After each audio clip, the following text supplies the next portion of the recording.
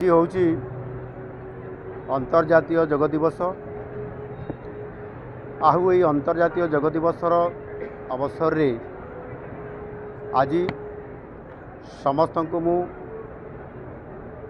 शुभेच्छा और अभिनंदन जनाऊँ। जोग हेउची विश्व मानव समाज को भारतर एक अनन्य उपहार। भारतीय संस्कृति और परंपरा सहित जड़ित हो रही जोग माननीय प्रधानमंत्री नरेंद्र मोदी जी का आंतरिक प्रचेष्टा आज समग्र विश्व रे यह ख्याति लाभ कर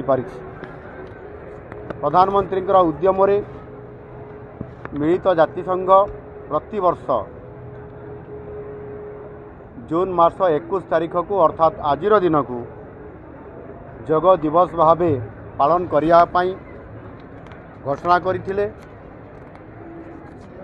एवं आज विश्वर प्राय सबु देशर लोक माने यही जोग दिवस को अति आग्रह सहकारे अति उत्साह सहित यह पालन करिथांती एवं वर्ष तमाम यह अभ्यास रे मध्य परिणत करिथांती।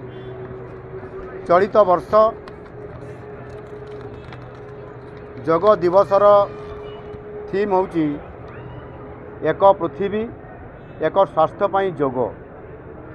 एक पृथ्वी एक स्वास्थ्य पाई जोग जहाँ व्यक्तिगत कल्याण और पृथ्वीर स्वास्थ्य मध्य थिबा गभीर संपर्क को ये उजागर करी रखे एवं शरीर को सुस्थ करने मध्य वार्ता देता है।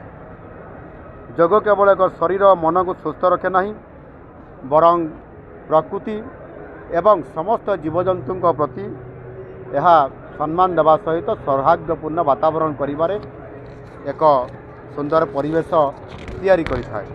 एनु निश्चित भाव में आज आम राज्य सरकार तरफ ये आमर जोग संस्कृति विभाग तरफ या आज राज्य स्तरीय हिसाब से कलिंग स्टेडियम रे आयोजन करा जायतिला।